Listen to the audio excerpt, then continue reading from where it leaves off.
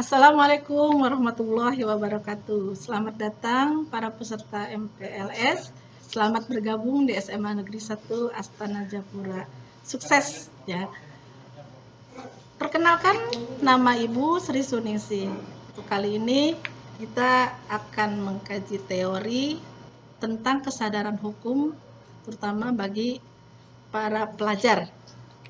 Kita lihat. Kita harus memetakan tentang apa itu kesadaran atau apa itu hukum. Dalam pengertian kesadaran, itu ada beberapa kamus tentang kesadaran. Ya. Pengertian kesadaran sebenarnya menunjukkan pada interdependensi mental dan interpenetrasi mental seseorang atau masing-masing yang berorientasi pada akunya manusia dan kaminya manusia. Artinya ada sebuah bentuk ketergantungan antara individu dengan alam, baik itu sebagai individu itu sendiri atau sebagai kami, dalam hal ini kelompok masyarakat. Sementara hukum perlu diberikan pengertian yang lebih spesifik.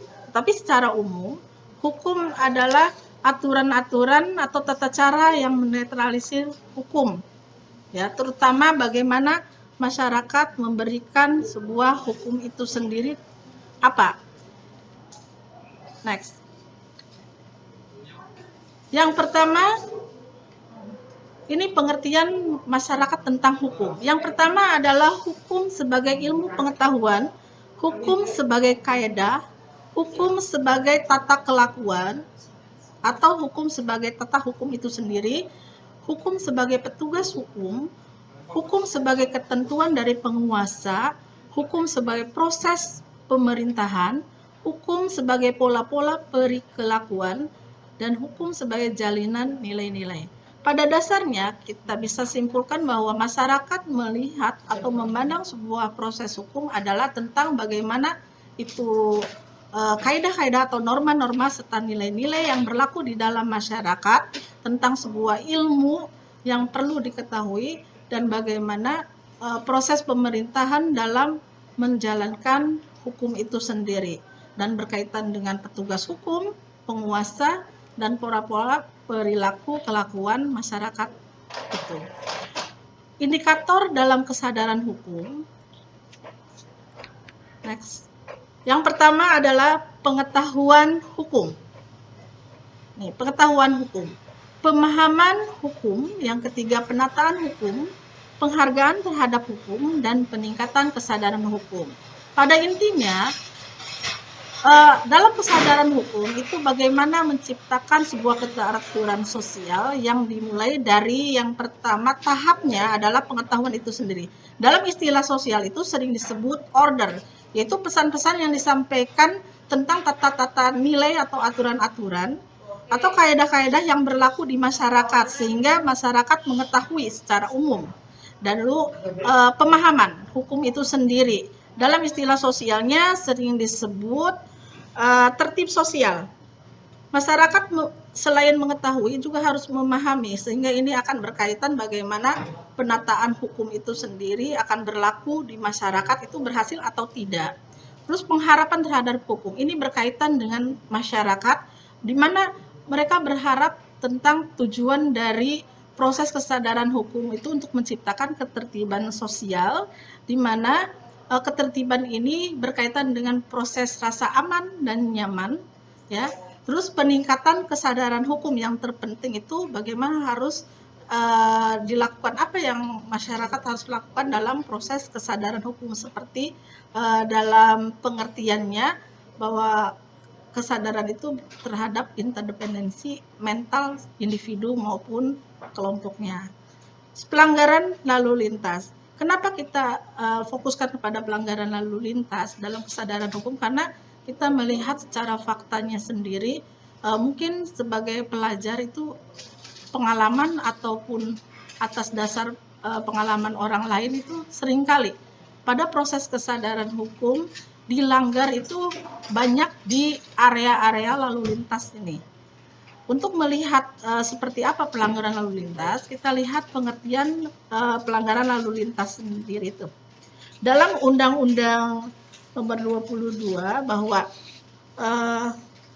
sebuah proses tentang lalu lintas dan angkutan jalan memiliki pasal-pasal yang mengatur tentang larangan-larangan dan kewajiban-kewajiban bagi pengguna dan penyelenggara jalan. Yang termasuk kategori dari pelanggaran lalu lintas adalah pelanggaran terhadap kelengkapan kendaraan bermotor. Kalian pasti sudah mengetahui tentang bagaimana kelengkapan kendaraan bermotor, di antaranya pemakaian helm maupun harus memiliki STNK dan sebagainya.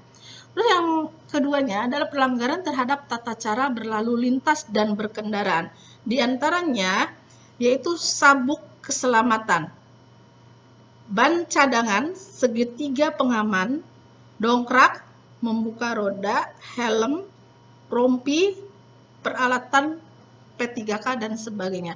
Mungkin ini untuk kendaraan roda 4. Sementara untuk para pelajar biasanya lebih secara umum adalah kendaraan roda 2 yang tidak sebanyak yang tadi disebutkan. Next. Pelanggaran hukum oleh pelajar.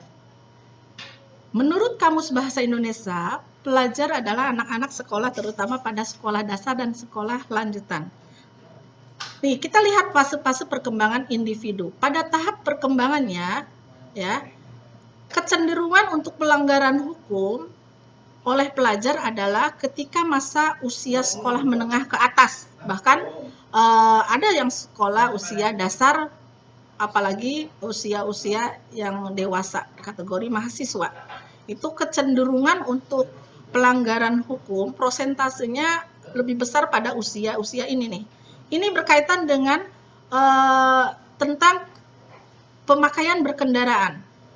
Ini dilatar belakangi oleh bagaimana kedua orang tua memperbolehkan untuk mengendarai motor walaupun tahu bahwa hukum berkendaraan adalah batas usianya sudah ditetapkan, yaitu 17 tahun ke atas. Tetapi pada usia sekolah menengah kan belum, tetapi banyak, bahkan di sekolah dasar juga ada, sehingga banyak sekali nih pelanggaran hukum pada ini nih, fase perkembangan individu.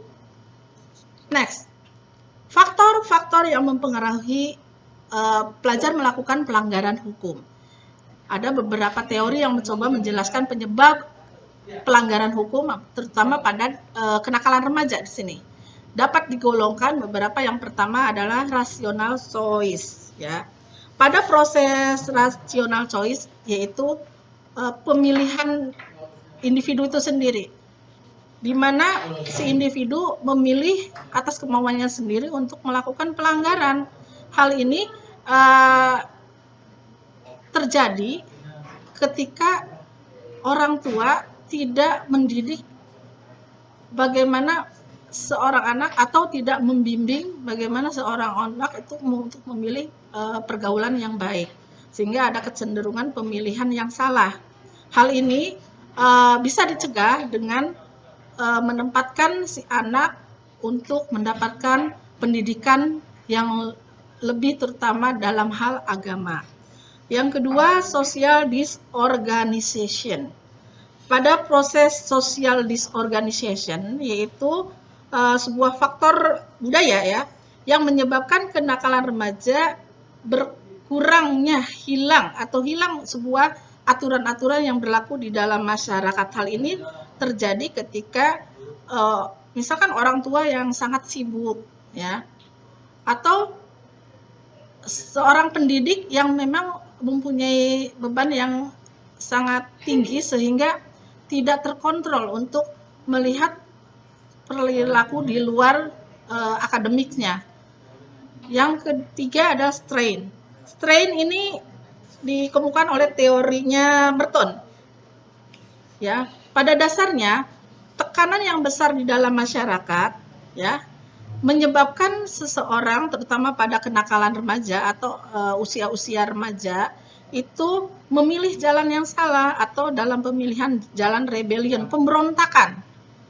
pemberontakan sehingga cenderung untuk melakukan kejahatan atau kenakalan remaja, atau sering istilah sosialnya adalah juvenile delinquency ya. Terus yang keempat, differential association. Pada difference ini ada kecenderungan terjadi pergaulan yang berbeda. Kecenderungan seorang remaja untuk berkelompok dan bergaul dengan orang-orang yang sebelumnya berbeda di antara para remaja yang lain.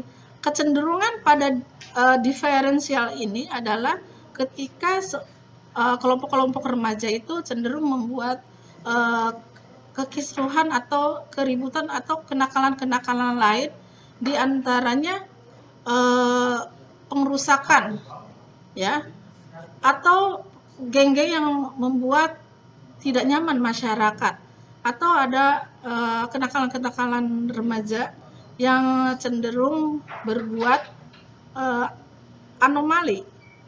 Sementara yang labeling adalah pengecapan masyarakat, di mana masyarakat mengecap atau memberikan label kepada para pelaku-pelaku pelanggaran hukum. Ketika seorang anak remaja melakukan pencurian, masyarakat akan cenderung mengecapnya sebagai pencuri, dan itu akan nempel terus di masyarakat, sehingga kecenderungan anak untuk merubah sulit karena ada cap labeling ini. Yang keenam, male phenomenon, yaitu ada male, kategori di mana sifat-sifat anak laki-laki itu cenderung lebih nakal, menjadi rebellion atau memberontak, itu dibandingkan female atau anak perempuan. Hal ini dikarenakan ada banyak kategori kasus-kasus yang cenderung didominasi oleh kaum laki-laki atau anak-anak remaja laki-laki, seperti kebut-kebutan, ya, terus geng dan sebagainya. Next. Selain itu, faktor-faktor yang mempengaruhi remaja sering melakukan perilaku antisosial lainnya atau juvenile delinquency, di antaranya ya personality individu remaja itu sendiri, atau remaja itu sendiri yang menjadi nakal. Hal ini ada beberapa banyak faktor penyebabnya, di antaranya kepribadian yang lemah ya, atau lingkungan psikis yang tidak tepat. Ciri-ciri kepribadian yang cenderung menjadi juvenile delinquency yaitu remaja terlalu percaya diri. Itu juga tidak bisa ditolerir, karena kalau sudah terlalu percaya diri ada kecenderungan untuk narsisme ya. Terus ada kelompok pemberontak atau rebellion ini, ambivalen terhadap otoritas, mendendam, bermusuhan, curiga, destruktif, impulsif, kontrol batin kurang. Hal ini ciri dari kepribadian yang ada kecenderungan untuk menjadi perilaku antisosial. Terus tidak suka mentaati norma, selalu bertolak belakang dengan aturan-aturan yang berlaku baik itu di keluarga, di sekolah, maupun secara umum di masyarakat. Perilaku awal ditunjukkan dengan suka bolos. Nah, diharapkan untuk para pelajar, kategori ini itu adalah salah satu gejala di mana bolos itu menunjukkan sikap antisosial atau juvenile delinquency, kenakalan remaja, merokok pada usia awal, pelanggaran norma sekitar yang sudah tentunya yang diberlakukan di sekolah-sekolah pada umumnya ya. Penampilan fisik yang berbeda dengan kelompoknya seperti psikis, seperti IQ rendah, kecenderungan psikopat.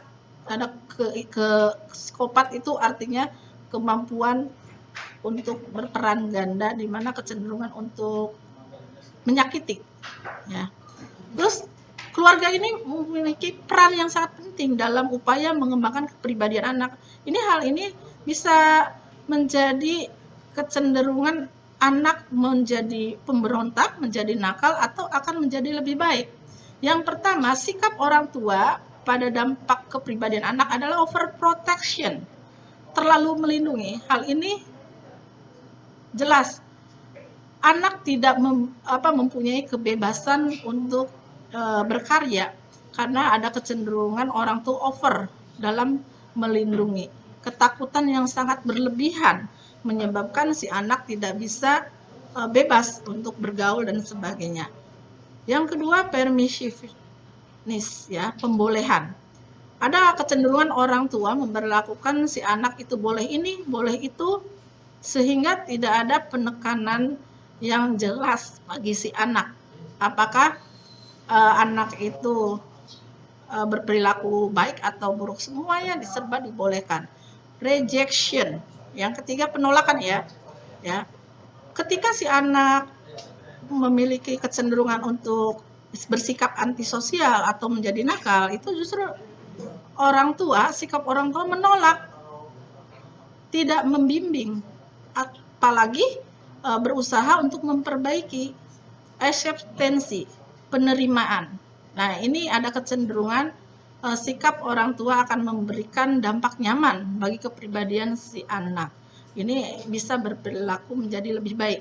Domination itu juga menyebabkan sikap orang tua itu lebih mendominasi.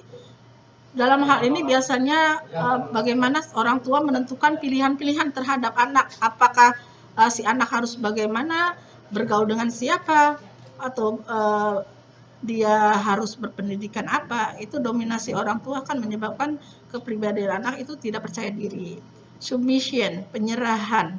Ini ada kecenderungan sikap orang tua menyerahkan sepenuhnya kepada pihak lain, seperti pihak sekolah atau guru les atau ustadz atau ustazah, sehingga mereka kecenderungan untuk tidak membimbingnya secara baik, ya. Itu juga sepenuhnya tidak baik bagi perkembangan kepribadian si anak. Vanity-ness, ya, over discipline. Ini mungkin bagi anak yang memang suka dengan kemiliteran itu nggak masalah, tapi bagi anak yang tidak suka untuk over disiplin, ya, cenderung tertekan, sehingga kepribadian anak itu mungkin akan menjadi penurut di mata orang tua, tetapi mereka di luar akan mencari kebebasan, sehingga cenderungan menjadi delinkuensi, ya, atau nakal. Mereka akan cenderung mengintimidasi karena perlakuan over disiplin dari orang tua kepada anaknya. Mereka akan menerapkannya kepada teman-temannya yang dianggap lemah, sehingga mereka cenderung menjadi delinkuensi atau nakal. Next, ya. Dampak orang tua terhadap perilaku. Sikap acceptance rendah namun kontrolnya tinggi. Ini menekan authoritarian, ya, terlalu bersikap kaku, cenderung emosional dan bersikap menolak. Permisif, yang tadi dikategorikan sikap orang tua itu terlalu tinggi namun kontrolnya rendah, akan memberikan kebebasan pada orang anak untuk menyatakan keinginan. Ini cukup baik untuk perkembangan perilaku anak. Ya, autoritatif, ya. Pada kategori ini si anak terdorong untuk menyatakan pendapat atau pertanyaan. Ini memberikan penjelasan tentang perbuatan yang baik dan yang buruk. Ini sangat baik, ya. Pendidikan orang tua pada posisi ini sangat baik untuk perkembangan kepribadian anak. Latar belakang keluarga akan mempengaruhi kepribadian si anak, terutama pada pengaruh ekonomi, pekerjaan ayah, atau tentang bagaimana menciptakan menciptakan suasana di dalam keluarga itu kondusif atau tidak. Ini akan menyebabkan remaja berperilaku baik atau buruk, ya. Ketika penghasilan yang kecil, pekerjaan yang tidak stabil, banyak hutang, menganggur, itu berkaitan dengan ekonomi yang morat-marit, ayah menjadi depresi, ibu depresi, tentu tidak bisa mengontrol anaknya, sehingga akan kecenderungan menjadi remaja berperilaku nakal atau cenderung tidak betah di rumah. Ada beberapa istilah, ya, seorang remaja broken home, ya, tidak betah di rumah karena konflik perekonomian berdampak pada ketidaknyamanan di dalam keluarga. Baik, Ibu kira itu untuk menunjukkan tentang kajian teori kali ini bahwa kesadaran hukum bagi para pelajar terutama itu sangat penting, ya. Pengaruh teman sebaya juga penting. Bergaulah dengan yang baik, ya. Pandai-pandai memilih pergaulan sehingga tidak terjerumus pada hal-hal yang dianggap pelanggaran hukum. Ibu kira cukup? Ya. Sekian, terima kasih. Selamat bergabung di SMA Negeri 1 Astana Jayapura. Terima kasih.